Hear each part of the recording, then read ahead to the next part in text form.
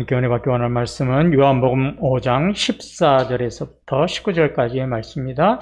14절 한 절 말씀만 제가 읽도록 하겠습니다. 요한복음 5장 14절 한 절 말씀입니다.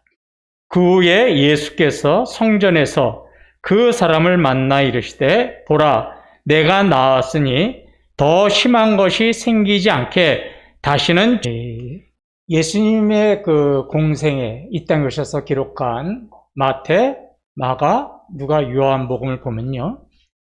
예수님께서 병든 사람을 고치실 때 공통적으로 하신 말씀이 있습니다. 병자를 고칠 때 하신 말씀이 있어요. 예를 몇 가지 들어보겠습니다. 마가복음 2장에는 이제 중풍병자를 고치시는 사건이 나와요. 중풍병자를 고치실 때는 어떻게 말씀하셨냐면 5절에서 이렇게 말씀을 하셨습니다. 예수께서 그들의 믿음을 보시고 중풍병자에게 이르시되 작은 자야 내 죄 사함을 받았느니라 하시니. 이번에는 예수님께서 뭐라고 했냐면 병자를 고치시면서 내 죄 사함을 받았다. 병을 고쳤다 그러지 않고 내 죄 사함을 받았다 그랬습니다. 또 하나 예를 들어보겠습니다. 마태복음 9장에는 혈루증이라고 하는 그런 병을 앓는 여인을 고치시는 사건이 나와요. 이때는 고치실 때 뭐라고 말씀하셨냐면 예수께서 돌이켜 그를 보시며 이르시되 딸아 안심하라 내 믿음이 너를 구원하였다 하시니 여자가 그 즉시 구원을 받으니라. 이번에는 또 병 고치실 때 뭐라고 그러냐면 병이 나았다 그러지 않고 구원함을 받았다라고 말씀하셨습니다. 예수님께서 병자를 고치실 때 공통적으로 하신 말씀은 이 두 가지예요. 내 죄사함을 받았다. 또는 내가 구원받았다라는 겁니다. 그러면 예수님께서 병자를 고치시면서 네 병이 나았다 이렇게 하지 않고 구원함을 받았다, 죄사함을 받았다 이렇게 말씀하신 이유가 뭘까? 예수님은 단순히 육체적인 질병이 고쳐지는 것이 목적이 아니셨어요. 더 나아가서는 뭐가 목적이신 거예요? 예수님의 최종적인 목적은 한 영혼의 구원이 목적이셨던 거죠. 영혼 구원이 육체적인 질병보다 훨씬 더 중요하셨기 때문에 내가 죄사함을 받았다, 내가 구원함을 받았다 이렇게 말씀하신 겁니다. 육체적인 질병보다 훨씬 더 중요한 것은 영혼의 구원이었던 거죠. 그런데 우리가 이제까지 몇 주간에 걸쳐서 살펴봤듯이 예수님께서 이제 베데스에 있는 38년 된 병자를 고치셨잖아요. 그 병자를 고치셨을 때는요, 네가 죄사함을 받았다, 네가 구원함을 받았다 이런 말이 없어요. 그런 얘기는 전혀 안 하세요. 뭐라고만 그러셨냐면 내 자리를 들고 걸어가라. 전혀 뜻밖의 말을 하신 거예요. 내 자리를 들고 걸어가라. 그러면 왜 예수님께서는 유독 38년 된 병자에게는 그렇게 말씀하셨을까? 우리는 그 이유를 14절에서 찾아볼 수가 있습니다. 그 후에 예수께서 성전에서 그 사람을 만나 이르시되 보라 내가 나았으니 더 심한 것이 생기지 않게 다시는 죄를 범하지 말라 하시니. 예수님께서 이제 나중에 이제 얼마 정도 시간이 지난 다음에 예루살렘 성전에서 이 38년 된 병이 나은 사람을 만났어요. 그 만나가지고 하시는 말씀이 뭐라고 그러냐면 더 심한 것이 생기지 않게 다시는 죄를 범하지 말라 그러셨어요. 그러면 이 말씀으로 생각해 보면 이 병자는 왜 38년 동안 병으로 고생했는가? 이유는 뭐라고요? 죄 때문이라는 걸 알 수가 있는 거죠. 죄 때문에 38년 동안 고생을 했습니다. 자, 그러면 우리가 잠깐 주제를 놔두고 근본적인 주제를 한번 생각해 보죠. 38년 된 병자는 죄 때문에 질병으로 고생을 했습니다. 그러면 모든 사람들이 다 병에 걸리는 건 죄 때문일까요? 죄가 있어서 모든 사람들이 다 병에 걸리는 걸까요? 우리 성도님들은 어떻게 생각하세요?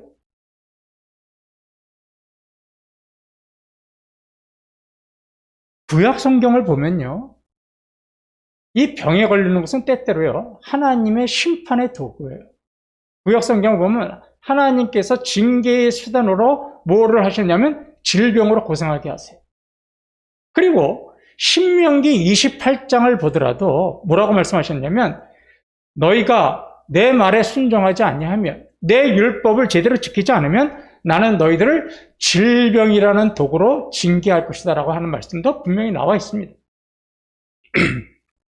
그런데 성경 전체를 보면요, 모든 질병이 다 죄 때문이라고 하는 말씀은 하나도 없습니다. 그 대표적인 사건이 우리가 잘 아는 욥이라는 사람이 당했던 사건이죠. 욥은요, 하나님께서도 인정한 의로운 사람이었어요. 의인이었어요. 그랬던 욥도 어떻게 돼요? 정말 인간이 겪기에는 최악의 질병으로 고생을 했습니다. 그런데 욥은 분명히 하나님께서 뭐라고 하냐면 너는 의인이다. 의로운 사람이다. 그런데도 질병에 걸린 거를 보면 죄 때문이 아니라는 거죠, 질병은. 그러면 왜 욥은 질병에 걸렸느냐? 이건 우리의 인간의 그런 지혜, 인간의 상식으로는 이해할 수 없어요. 그러나 거기에는 뭐가 있냐면 하나님께서 욥을 통하여 보여주시고자 하는 하나님의 섭리와 경륜이 있었던 거죠. 신약 성경에도 똑같은 사건이 나옵니다. 요한복음 9장을 보면요, 제자들이 예수님한테 뭐라고 질문하냐면 지나가는데 태어날 때부터 눈이 보이지 않는 맹인이 한 사람이 있었어요. 그리고 제자들이 예수님한테 이렇게 물어요. 예수님, 저 태어날 때부터 맹인이 된 사람은 자신의 죄 때문에 맹인이 돼서 태어난 겁니까? 아니면 부모들의 죄 때문에 저 자식이 눈이 멀어서 태어난 겁니까? 이렇게 묻습니다. 그때 예수님이 뭐라고 대답을 하시냐면 요한복음 9장 3절에서 이렇게 말씀을 하세요. 예수께서 대답하시되 이 사람이나 그 부모의 죄로 인한 것이 아니라 그에게서 하나님이 하시는 일을 나타내고자 하심이라. 예, 여기 뭐라냐면 누구의 죄도 아니다. 저 사람이 왜 태어날 때부터 맹인이 됐냐? 하나님이 이 세상에서 하시는 일을 보여주기 위해서 그런 것이다. 욥의 경우나 구약에서, 신약에서 이 태어날 때부터 맹인의 경우를 보더라도 성경은 병에 걸려서 고생하는 것을 다 죄 때문이라고 이야기하지 않습니다. 그러니까 우리가요, 자칫하면 그런 오류에 빠져요. 어떤 사람이 질병에 걸려서 고생하면 죄를 좀 회개해야지. 쉽게 나옵니다. 또 자신이 어떤 질병에 걸리잖아요? 그럼 제일 먼저 뭐부터요? 내가 무슨 죄를 졌기 때문에 내가 회개 안 한 죄 있나? 내가 왜 이런 질병에 고생하지? 죄랑 자꾸 연결시켜요, 병을. 근데 이거 잘못된 판단입니다. 잘못된 오류입니다. 그렇게 하지 마세요. 인간이 질병에 걸리는 건요, 제일 근본적인 게 뭐냐면 이 세상이 아직까지 완전한 세상이 아니에요. 예수님이 이 땅에 다시 오시는 그날에는 이제 질병은 없어요. 그러나 이 세상은 아직까지 하나님께서 창조하신 완전한 세상이 아니기 때문에 질병에 고생이 하는 거고 죽음도 있는 거예요.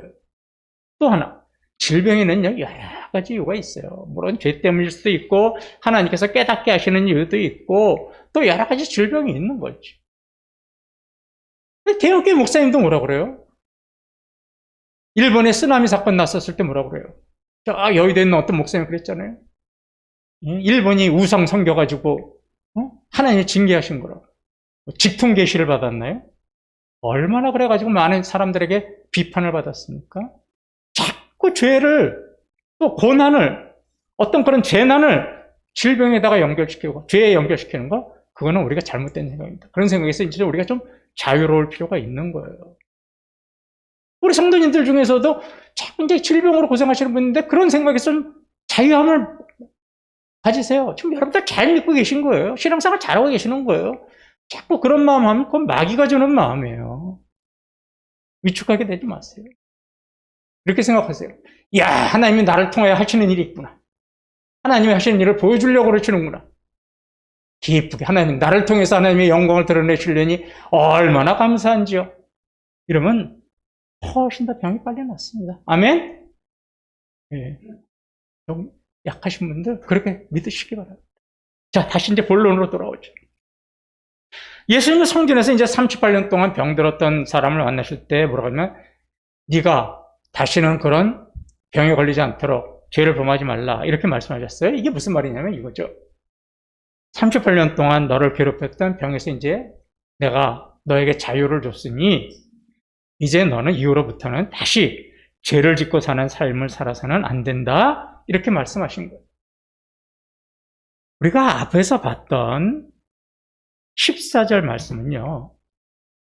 예수님께서 우리를 향하신 그 마음이 어떤 마음인지를 가장 잘 알 수 있는 단어가 하나 나와요. 그 단어가 뭐냐면 우리를 향해서 갖고 있는 주님의 마음이 뭐냐? 빨간 글씨예요. 다시는 이라는 말씀이에요. 이 단어는요. 이 다시는 이라는 단어는 주님께서 죄인들을 용서하시면서 원하시는 것이 무엇인가? 이걸 잘 보여줘요. 주님은 우리의 죄를 용서하시면서 더 원하시는 게 있어요. 뭐냐면 다시는 죄 짓지 말아라. 이제는 죄와 단절된 삶을 살아라.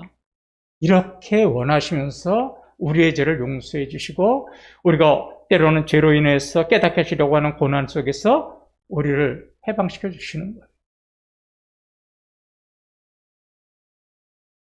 예를 하나 들어보죠.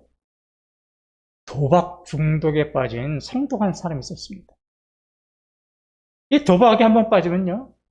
며칠 몇 날을 밤을 새워가면서 도박을 해요. 직장도 출근하지 않고 가정도 돌보지 않고 도박을 하다가 이제 도박이 다 끝나고 정신이 돌아오면 그때서부터 후회를 하죠. 후회를 하고 내가 이제부터 다시는 내가 뭐 도박을 하면 내 이름을 갈겠다. 내가 뭐 걔보다도 못한 사람이다. 막 이렇게 뭐 결단을 하고 결심을 해요. 그리고 막 기도원도 가서 막 기도원에서 3박 4일 동안 기도해요. 도박 중독에서 벗어나게 해주세요. 철야 기도하게 하면서 도박 중독에서 벗어나게 해주세요. 그런데 어느 날 또 보면 어느 자리가 있어요? 또 도박의 자리가 있어요. 그리고 또 도박해요. 죄에서 벗어나지 못하고 있죠. 저와 여러분도 마찬가지 아닙니까? 우리가 죄를 짓고 회개할 때는 뭐라 그래요? 주님, 이번에 나를 용서해 주시면 내가 다시는 이런 죄를 짓지 않겠습니다. 이번만 나의 죄를 용서해 주시옵소서. 간절하게 기도해요. 하나님 용서해 주셨어요? 그런데 용서받고 나서 시간이 지난 후에 우리의 모습을 보십시오. 어떻습니까? 여전히 또 죄 짓는 모습이잖아요. 여전히 죄를 져요. 똑같은 죄를. 회개했던 죄를 똑같은 죄를 져요. 우리가 왜 죄 앞에서 이렇게 무기력할까요? 우리가 이런 죄의 굴레에서 벗어나는 것은 불가능할 걸까요? 오늘은 이 말씀을 좀 드리고 싶어요. 사도 바울은요, 로마서 6장에서 이 문제에 관해서 말씀을 하고 있어요. 우리가 구원을 받고 나서 왜 계속 죄를 지어야 되는가? 또 그 죄를 짓지 않으려면 우리가 어떻게 살아야 하는가? 이 해결책을 로마서 6장에서 말씀하고 있습니다. 사도 바울은 먼저 구원받은 사람이 어떤 사람인가부터 이야기를 시작해요. 6절, 7절에 구원받은 사람이 어떤 사람인지를 이렇게 설명합니다. 우리가 알거니와 우리의 옛사람이 예수와 함께 십자가에 못 박힌 것은 죄의 몸이 죽어 다시는 우리가 죄에게 종노릇하지 아니하려 함이니 이는 죽은 자가 죄에서 벗어나 의롭다 하심을 얻었음이라. 예, 저와 여러분이 어떤 사람이에요? 우리가 예수 그리스도를 믿기로 고백하는 순간에 어떻게 되는 거예요? 우리의 모든 죄가 예수님과 함께 십자가에 못 박히는 거예요. 우리의 죄가 십자가에 못 박혀서 용서함을 받아요. 그래서 이제 우리가 어떻게 돼요? 새 사람이 돼요. 그리고 어떻게 돼요? 하나님으로부터 의롭다 하심을 받는 하나님의 자녀가 되어서 이제는 더 이상 뭐라고 그래요? 죄에 종노릇하지 않아도 돼요. 이게 바로 구원받은 자죠. 그래서 이렇게 구원받은 자들은요, 어떻게 살아야 하느냐 하면 로마서 6장 11절 말씀처럼 살아야 하는 거예요. 이와 같이 너희도 너희 자신을 죄에 대하여는 죽은 자요 그리스도 예수 안에서 하나님께 대하여는 살아있는 자로 여길지어다. 예. 오늘 로마서 6장 11절 말씀을 좀 집중적으로 보려고 합니다. 우리가 왜 구원받아도 죄를 짓는가 하는 이유가 로마서 6장 11절에 그대로 있어요. 스쳐 지나갈 말씀이 아닙니다. 자, 여기 뭐라고 그래요? 자기 죄를 예수님 앞과 함께 십자가에 못 박은 자들은 자신을 죄에 대해서 죽은 자처럼 여길지어다, 믿을지어다, 인정할지어다, 이런 뜻이에요. 그러니까 저야 여러분은 구원받았으니까 우리 자신이 이제 뭐에 대해서? 죄에 대해서 죽은 자처럼 여기면서 살아야 한다, 이런 뜻이에요. 자, 우리는 그렇게 살아요. 그리고 하나님 앞에서는 살아있는 자처럼 살아간다는 거예요. 그런데 우리 삶을 보십시오. 우리가 십자가에 우리의 죄를 못 받고 죄 용서를 받고 구원을 받았는데 우리는 여전히 죄 가운데 살고 있잖아요. 똑같은 죄를 반복해서 짓고 있잖아요. 그러면 주님의 구원이 불완전해서 그런 걸까요? 아니면 우리가 아직까지 제대로 구원받지 못해서 죄를 짓고 있는 걸까요? 구원받으면 죄에 대해서 죽은 자처럼 살아야 된다고 그랬는데 우리의 죄를 다 십자가에 못 박고 죄의 종노릇하지 않게 산다고 그랬는데 우리가 여전히 죄 가운데 사니까 우리 구원을 잘못 받은 거잖아요. 주님의 구원이 불가능한 거 아닙니까? 좀 불완전한 거 아닙니까? 그런데 우리가 죄를 짓는다고 해서 우리의 구원이 불완전한 것도 아니고 불가능한 것도 아닙니다. 구원받지 못한 것도 아닙니다. 자, 11절을 빨간 글씨를 잘 보십시오. 너희 자신을 죄에 대해서 죽은 자로 여기라고 그랬어요. 너희 자신을 죄에 대해서 죽은 자로 여기라고. 우리는 이렇게 살아요. 어떻게 사느냐면 이런 거예요. 여러분은 구원받고 예수 그리스도 믿고 구원받았잖아요. 그러면 믿기 전하고 구원받은 후의 삶을 한번 비교해 보세요. 믿기 전에는 죄를 짓고도요, 이게 죄인지 몰라요. 죄에 대해서 아무런 반응 없이 살아요. 그런데 내가 구원받고 하나님의 자녀로 살고 나서 죄를 지으면요, 뭔가 마음에 깨림칙해요. 마음이 근심하고, 내가 왜 그런 죄를 졌지? 그렇게 하지 말아야 되는데, 이처럼 마음이 괴롭고 힘들어요. 옛날에 믿기 전에는 죄를 져도 그런 느낌이 전혀 없었어요. 그런데 구원받은 자들에게는요, 죄를 짓고 나면 마음이 힘들고 괴롭고 근심이 많아져요. 그래서 마음이 너무 무거워서 어떻게 돼요? 어쩔 수 없이 회개하게 돼요. 하나님, 내가 왜 이런 죄를 졌을까요?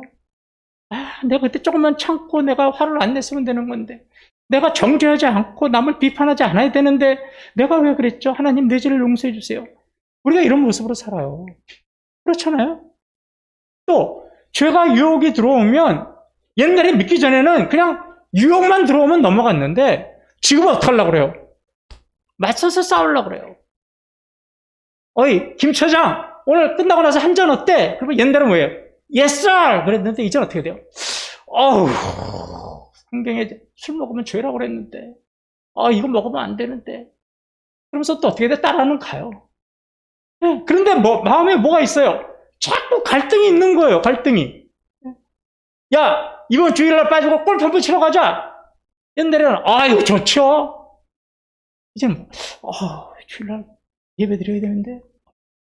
왜 우리가 이렇게 마음에 갈등이 생기느냐? 너희 자신을 죄에 대해서 죽은 자처럼 여기면서 살아라. 그래서 그렇게 살고 있는 모습이에요. 참 좋은 모습이죠? 그런데, 그러면 죽은 자처럼 살아야 한다면 골프 치러 가자. 그러면 아닙니다. 나는 예배 드려야 합니다. 김 차장, 술 한잔 먹으러 갑시다. 아닙니다. 나는 술을 멀리 왔습니다. 이러고 끊어야 되는데 그렇게 못한단 말이에요. 구원받으면 그렇게 돼야 되는데 그렇지 않습니까? 내적으로 갈등하다가 그냥 또 죄를 져요. 왜 그럴까요? 자, 11절을 다시 한번 보십시오. 그 이유가 여기 나와요. 이와 같이 너희도 너희 자신을 죄에 대해서 죽은 자로 여기라고 했어요. 우리 자신을 죄에 대해서 죽은 자로 여기라고 그랬어요. 거꾸로 이야기해 볼게요. 죄가 너희 자신에게 죽은 자처럼 행동해라. 이렇게 되어 있지 않아요? 다시 한번요.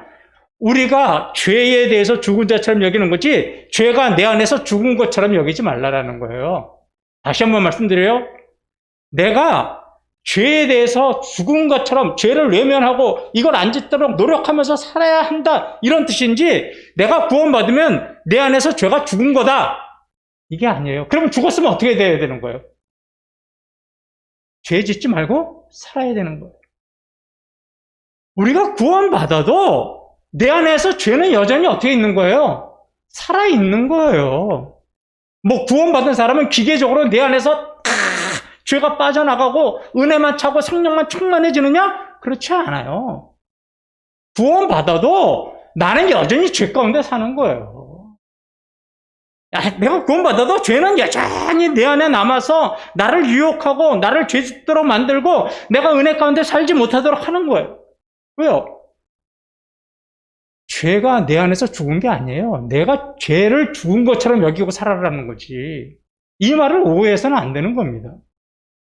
그러니까 우리가 죄를 짓는 이유가 여기 있는 거예요. 내가 죄에 대해서 죽은 자를 여기면서 사는 거지 죄가 내 안에서 죽은 게 아닙니다. 우리가 구원받았다고 그래서 죄가 뭐 힘이 싹 빠지고 죄가 멀리 떠나가고 죄의 유혹이 사라지고 나를 지배하는 일을 멈추고 이러지 않아요. 구원받아도 여전히 죄는 내 안에 남아서 나를 유혹하고 나를 범죄하도록 만드는 거예요. 그래서요. 사도 바울도 뭐라고 고백했냐면 7장 19절에서 이렇게 고백을 해요. 내가 원하는 바 선은 행하지 아니하고 도리어 원하지 아니하는 바 악을 행하는도다. 예. 내가 예수 그리스도 믿고 구원 받았는데 사도 바울도 뭐라고 해요? 내 안에 아직까지도 악의 세력이 남았어. 내가 선을 하고 싶지만 나에게 악을 행하도록 나를 지시하고 나를 유혹하는구나. 이러고 탄식하고 있는 거예요. 그렇다면 구원받은 저와 여러분이 이 계속해서 구원받고도 반복해서 짓고 있는 죄의 문제, 이거 우리 어떻게 해결해야 될까요? 그냥 놔둘 수는 없잖아요. 뭐 구원받아도 죄의 세력이 내 안에서 여전히 있다고 그러니까 뭐 어쩔 수 없지 이러고 넘어갈 수는 없잖아요. 사도 바울은요. 로마서 6장 12절서부터 이거에 관해서요. 이 문제를 해결하는 방법에 대해서 이야기를 해요. 로마서 6장은요. 크게 둘로 나눌 수가 있어요. 로마서 6장은 1절서부터 11절까지는요. 구원의 교리에 관해서 설명하고 있어요. 1절부터 11절은 구원이 무엇인가를 설명하고 있어요. 12절서부터는 앞에서 설명한 구원의 교리를 어떻게 지키면서 살아가야 하는가에 대한 실천 방법을 12절서부터 이야기해요. 그러니까 6장은 1절부터 12절은 구원의 교리에 대한 설명, 12절서부터 끝절은 그 구원의 교리를 어떻게 실천하고 살 것인가. 이거에 대한 말씀이 로마서 6장의 말씀이에요. 자, 이제 구원의 교리, 예수 그리스도를 나의 십자가에서 못 박고 예수 그리스도가 나를 위해서 피 흘려 돌아가시고 내가 그 사실을 믿음으로 받아들여서 내가 이제 구원의 교리를 깨닫고 믿었어요. 그러면 이제 어떻게 살아야 하느냐? 이거를 이제 사도 바울은 로마서 6장 12절서부터 말씀을 하는 거예요. 그럼 첫 번째로 어떻게 말씀을 하느냐? 구원받은 자는 어떻게 살아야 합니다. 라고 12절 13절에 이렇게 이야기를 해요. 그러므로 너희는 죄가 너희 죽을 몸을 지배하지 못하게 하여 몸의 사욕에 순종하지 말고 또한 너희 지체를 불의의 무기로 죄에게 내주지 말고 오직 너희 자신을 죽은 자 가운데서 다시 살아난 자 같이 하나님께 드리며 너희 지체를 의의 무기로 하나님께 드리라. 예, 잘 보십시오. 죄가 너의 몸을 지배하지 못하게 하고 몸의 사욕에 순종하지 말고, 그러니까 세상적인 사욕에, 물욕, 탐욕에 순종하지 못하게 하고, 너의 지체를 불의의 무기로 죄에게 내주지 말고, 너희 자신을 죽은 자 가운데서 다시 살아난 자 같이 하나님께 드리고, 너희 지체를 의의 무기로 하나님께 드려라. 구원의 교리를 깨닫고 예수 그리스도를 믿고 내가 구원받고 하나님의 자녀가 됐습니다. 나는 이제 의의 사람입니다. 의로운 사람입니다.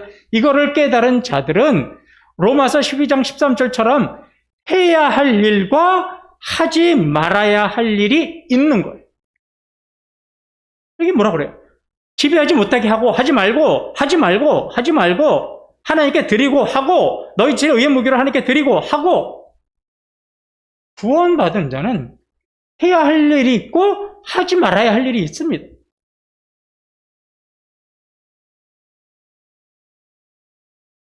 이걸 제대로 실천하면서 살면 어떻게 되는 거예요? 내 안에 남아있는 죄의 세력이 나에게 영향을 미치지 못하고 내가 구원하는 자답게 살 수 있는 거예요. 우리는 이걸 신학적인 용어로 뭐라고 하냐면 성화라고 하는 거예요. 성화. 거룩하게 변화가는 모습. 그게 바로 뭐예요? 우리 몸이 거룩하게 변화가는 모습이 뭐예요? 구원의 교리를 깨달은 자들이 해야 할 일은 하고 하지 말아야 할 일은 하지 않고 살아가는 것. 그게 성화예요.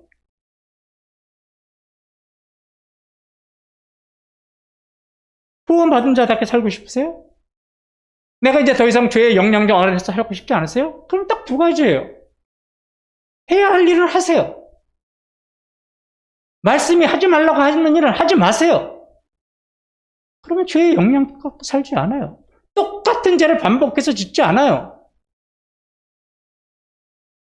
실천입니다. 실천. 결단입니다. 예를 하나 드릴게요. 세상에서 이런 얘기 많이 하죠. 열심히 일하는 사람이 성공합니다. 맞습니다. 그죠? 세상의 불변의 진리입니다. 열심히 수고하고 노력한 사람이 성공하는 겁니다. 여러분, 이 진리는 누구나 다 인정하고 누구나 다 알고 있습니다. 그런데 우리 주위를 보면 어떤 사람은 성공한 사람이 있고 어떤 사람은 성공하지 못한 사람이 있잖아요. 그 이유가 어디 있습니까? 열심히 일하고 노력하는 사람이 성공할 수 있다는 그 말을 붙잡고 실천하고 노력한 사람은 성공하는 거고, 그 말만 알아듣고 좋은 얘기야, 불변의 진리야 이러고 실천하지 않는 사람은 성공하지 못하는 거잖아요. 여러분, 열심히 일해야 성공합니다라는 이 진리가 문제가 있는 겁니까? 아니면 실천하지 않는 사람이 문제가 있는 겁니까? 신앙의 교리도 마찬가지입니다. 구원의 교리가 문제가 있는 것이 아닙니다. 구원의 교리를 깨닫고 인정한 사람이, 그래서 믿음으로 받아들인 사람이 그 이후에 해야 할 일과 하지 말아야 할 일들을 실천하지 않기 때문에 여전히 죄의 세력 속에서 살고 죄를 반복해서 짓는 겁니다. 구원의 교리가 문제가 있는 게 아닙니다. 저와 여러분 중에서 구원 못 받은 사람 손 들어보세요. 그럼 손 들 사람 아무도 없죠. 예수 그리스도의 피로 말미암아 여러분들은 죄를 용서받고 하나님의 자녀가 됐습니다. 그러면 여러분 전부 다 아멘 하실 겁니다. 이거 모르는 사람 없어요. 그리고 또 자부심을 가지시잖아요. 나는 예수 그리스도의 피로 말미암아 구원받은 하나님의 자녀다. 자부심도 있잖아요. 그런데 그런 자부심을 갖고 믿고 인정했는데 우리가 여전히 죄 가운데 살아가는 이유는 뭡니까? 결단하고 실천하지 않아서 그래요. 누구의 문제가 아닙니다. 우리가 여전히 구원받은 후에도 죄 짓고 사는 거 뭐예요? 그냥 구원의 교리를 깨닫고 구원의 교리를 인정하는 거에 머물러 있는 거예요. 그래, 난 예수 그리스도의 십자가 보혈의 피로 용서를 받았어. 나 이제 하나님의 자녀야. 나는 의로운 사람이야. 여기에 머물러 있으니까 그래도 내 안에 여전히 내가 그거를 믿음으로 인정한다 하더라도 내 안에는 여전히 내 몸 안에는 뭐가 남아있냐면 죄의 세력이 남아있어요. 뭐 인정하면 내 안에서 죄가 쫙 빠져나가나요? 그리고 뭘로 꽉 차요? 은혜로 꽉 차요? 그러면 얼마나 좋을까요? 내가 그거 인정한다고 하고 구원의 고를 받아들이고 하나님의 자녀가 됐어도 나는 여전히 죄의 영향력 아래 살아있는 겁니다. 그럼 그 죄의 영향력이 내 안에서 나를 지배하지 못하도록 하려면 어떻게 되는 거예요? 사도 바울이 말씀하신 것처럼 해야 할 일은 하는 거예요. 말씀에서 이건 해야 합니다. 그러면 해야 하는 거고, 말씀 속에서 이것은 해서는 안 됩니다라고 하시는 말씀은 내가 어떤 상황이든지 어떤 경우든지 내가 그것은 해서는 안 되는 거예요.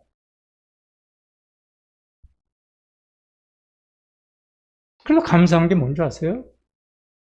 우리가 구원받고 죄 짓는다고 해도 우리의 구원은 없어지지 않아요. 여전히 우리는 구원의 은혜 속에 살고 천국에 갑니다. 하나님의 은혜니까.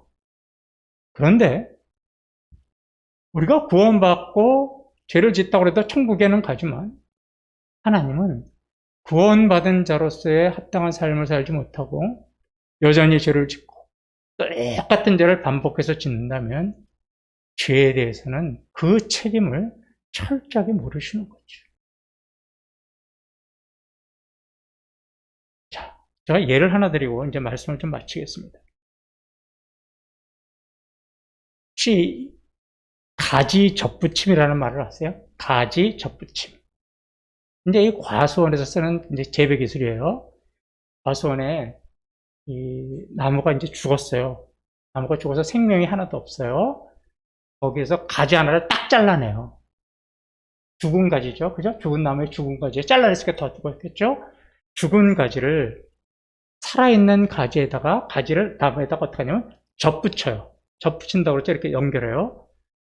그러면 신기하게도 이 가지가 살아나요. 그래서 나중에 가을이 되면 어떻게 돼요? 그 가지에서 열매가 맺혀요.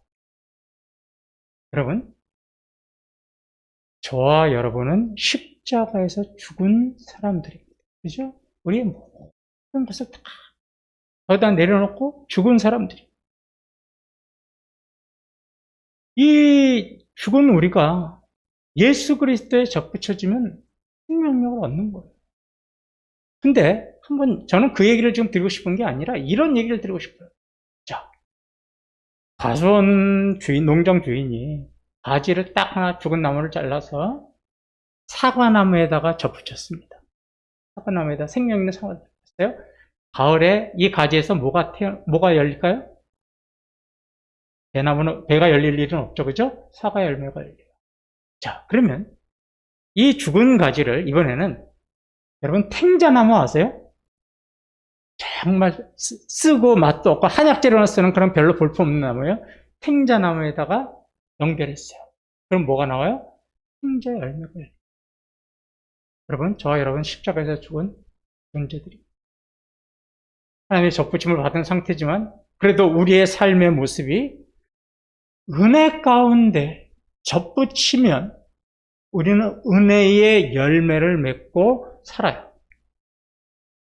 그런데 우리가 죽은 가지처럼 같은 우리의 인간의 몸이 영원히 세상 것과 죄악의 나무에 연결이 되면 어떻게 됩니까? 죄악의 열매, 세상의 열매를 맺게 되는 겁니다. 우리가 어디에 접붙임을 하느냐에 따라서 어떤 열매를 맺고 은혜 가운데 살아가느냐, 죄 가운데 살아가느냐가 달려있는 거죠. 그건 누구에 따라 달려있습니까? 여러분들의 결단과 실천에 달려있습니다. 제가 갖다 붙인 거 아니고 하나님이 갖다 붙이지 않습니다. 여러분 스스로의 심령과 영혼이 어디는가요? 하나님보다 세상을 더 사랑한다면 여러분들은 스스로를 어디에 갖다 붙인 거예요?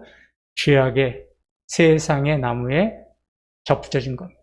그러나 하나님을 사랑하고 천국을 소망하고 살아간다면 여러분 스스로의 여러분의 심령과 여러분들의 영혼을 은혜의 나무에다가 접붙인 겁니다. 누가 해주는 게 아니라 여러분 스스로 찾아가서 접붙여주는 겁니다. 그러면 은혜의 나무에 접붙여졌다면 여러분들은 구원받고 그런 죄 때문에 고달파하고 힘들어하고 마음 아파하지 않습니다.